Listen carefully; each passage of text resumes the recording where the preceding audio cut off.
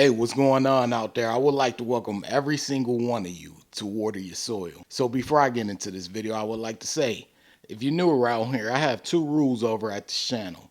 The first rule is for you to use your own discretion when it comes to credit cards and credit scores. The second rule, that's for you to verify everything that you learn, whether it's here on this channel, another channel, or anywhere. That should be a rule to life. So getting into the video, this is going to be about some credit card news. So in this video, and the article is by Investopedia, I'm going to read through the article. I read excerpts. That's how I work on this channel. And then after that, I'll give my perspective. And one of the cool things I like to do is put the link to the article in the description box so you all can read it for yourself as well. But before I get into the article, I want to say something. Someone came by the other day and they left a comment on one of my American Express Platinum videos, one of the older videos. And they basically were saying us YouTubers, they grouped us all together. They said us YouTubers overhyped the Amex Platinum card. And the reason why we do it is so we could pretend to be rich while we're churning out cards. Now, they included me because they said such as yourself. But there's one thing that I want to say and address before I get further into this video in regard to that comment. So number one, I've never claimed to be rich over at this channel.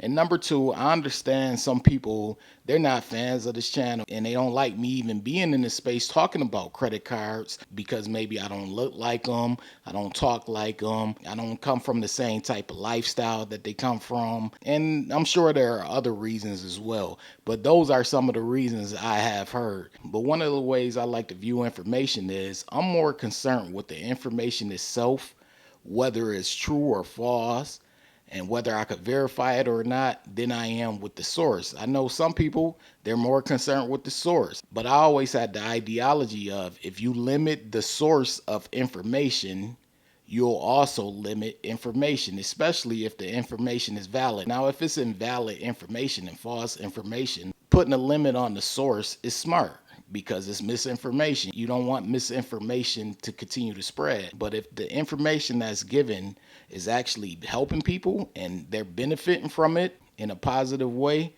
then I'm all for it. But that's just how I think. Now, if some of you out there don't think like that, that's cool. But regardless, if I don't look like you, don't talk like you, don't behave like you, or even don't even think like you, I'm still on here petitioning for you and petitioning for us to get better results when it comes to credit cards and credit scores. But I just wanted to say that and address that before I get into this video because it's a lot of foolery in this YouTube space, which is unfortunate, but I'll address that at a later time. So getting into the video, the article is on Investopedia.com and the article reads, "Why did Americans suddenly pay off credit card debt in November?" And it was by Decon Hyatt, and it was published January 9th, 2025. So they always post the key takeaways at the top of Investopedia's articles. So it reads, key takeaways. Total U.S. credit card debt fell 12% at an annualized rate in November, a plunge not seen since the onset of the pandemic. High interest rates and tightening lending standards by banks may be preventing people from using credit cards even if they want to. Those trends are likely to continue into 2025, one economist said. Honestly, the key points really stand out to me, especially the second key point when they said banks are tightening on lending. And this is something that I've warned people about in past videos. I've been warning people about that for the past couple of years. Honestly, I've been saying these banks are going to start getting tight with their lending. They're going to start getting tight with who they approve and why they approve them. And they can do that. That's their business. They can lower credit limits. They can do all of those things because, as I always tell my subscribers, these banks, they're in the business of making profit and making money. So they have to do what's best for them to make profit and money. We are the consumer, which is why it's important for us to not fall in the trap. Because please believe the traps are always being set for us to fall in those traps. But let's get further into it. It says, in a normal month, Americans' total credit card debt increases. But when something goes wrong with the economy, it plummets. It happened during the Great Recession. It happened when the pandemic hit, and it happened in November. The total amount of revolving debt, mainly credit card debt, held by U.S. households fell by $13.8 billion dollars in November from October to $1.36 trillion dollars on the heels of a $15.2 billion gain in October, the Federal Reserve said Thursday. The 12% annualized decrease in total credit card debt was the largest one-month dip since 2020 and before that 2010. Meanwhile, non-revolving debt, including student loans and car loans, increased, meaning the total of all consumer debts that weren't mortgages fell by $7.5 billion dollars. The drop surprised forecasters, who had expected an increase of $9.1 billion dollars, according to a survey of economists by Dow Jones Newswires and the Wall Street Journal. So you see where this is going. They're saying that people were actually paying down their debt during November. That's what happened. People paid down their debt, which, when you really think about it, it kind of has me surprised as well. Because one thing I know about November is Black Friday is in November, and people normally do some big spending during Black Friday. I remember I was out that weekend, and there were so many people out and about going and buying things and purchasing things during that weekend.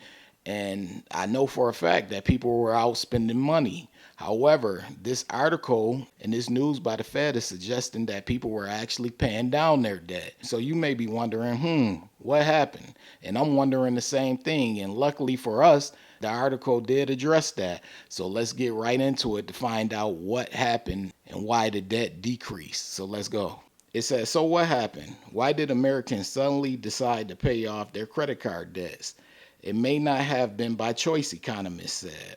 In the third quarter, banks lowered credit limits and raised credit score requirements for credit cards, according to the November survey of loan officers by the Fed. That may have limited the ability of some households to run up credit card debt, even if they had wanted to. Over the same time period, consumer demand for credit cards held steady.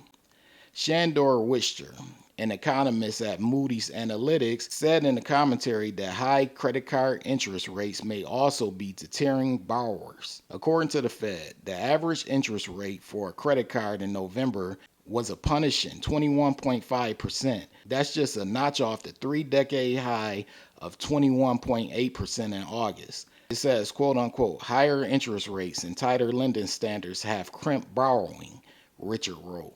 These factors are expected to limit growth to this pace in 2025.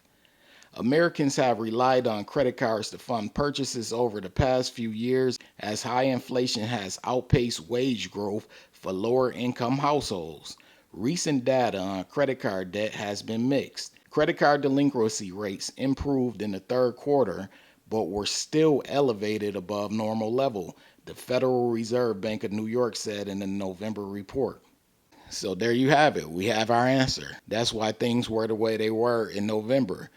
People weren't getting approved like they were getting approved previously because the banks are tightening things up. And if you pay attention to the key points in the article, they said they expect the trend to continue in 2025. And this is something that I have to point out for the people who always come by and they say, oh, credit scores aren't important. Credit scores are useless. Well, we're about to see people like those people start to take credit scores serious because lending is going to get tighter. And not only will lending get tighter, money is about to get tighter as well because of the economy. So people are going to be forced to need more lending. And unfortunately, you see the banks are getting tighter with the lending and they're getting tighter with credit limits. And for those of you who don't take credit scores serious and you don't really care about credit scores and you say, hey, I'm just trying to get this card and that card and do this and that, and I don't care about my credit score, that's secondary to me. Well, you better start taking your credit score serious because with banks getting tighter with lending and they're getting tighter with these credit limits, please believe one of the places they're going to look to determine whether they should lend money to you or give you a nice credit limit is your credit report and your credit score. So I like to continue to tell people like, hey, even at minimum, you may not be a big fan of credit scores. A lot of us, we don't think the way they do credit scoring in this country is fair. That's a known thing. I believe that's a broad opinion. However, there are those of us who realize credit scores are important and they're valuable, especially in times when the economy is beginning to look how it currently looks. We have to be conscious of this. Yes, it's fun to have credit cards and use credit cards and get these points and things like that. However, your credit score is just as important. That's my opinion. Of course, everyone has their own opinion. They can say whatever they want regarding credit scores and talk down on them. But over here at Water Your Soil, we believe that credit scores are just as important as credit cards are, if not more important. And I'm sure there are a lot of people who agree with that as well.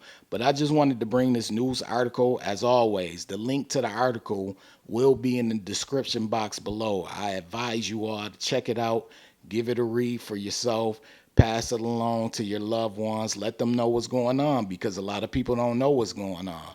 And that's why I bring you all the news, so you will know what's going on. Because as I always state, this information usually comes around the 21, 22-minute mark of your everyday 30-minute news show. And I just want to bring it to the forefront around here and educate people and let people know what's going on. But anyways, if you're new around here and you're feeling the vibe, this is Water Your Soil.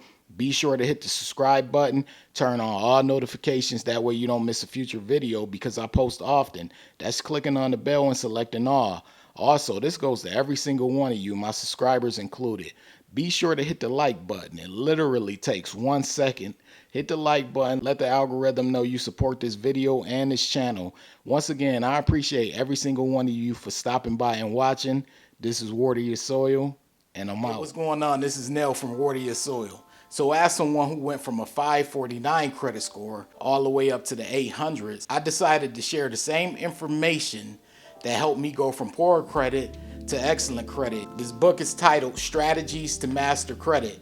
I put everything in this book, everything that helped me go from poor credit to excellent credit. All of the information is in this book. So I want you all to purchase this book. A lot of you have already purchased it, but it's available currently right now on Amazon.com and also MasterCreditBook.com. It's titled Strategies to Master Credit.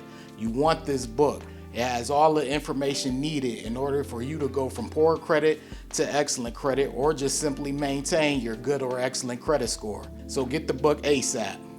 And if you want something more in depth, you could take the course over at www.wateryoursoil.com. It's more in depth. There are actually chapters in this course, and it walks you through basically how FICO credit scores come about and how they're determined. And really, once you learn how FICO scores come about and the concept of credit scores, then you're pretty much on your way to either going from poor credit to good credit, or just maintaining a good or excellent credit score. So if you want something more in depth, I have the course over at www.wateryoursoil.com. All right.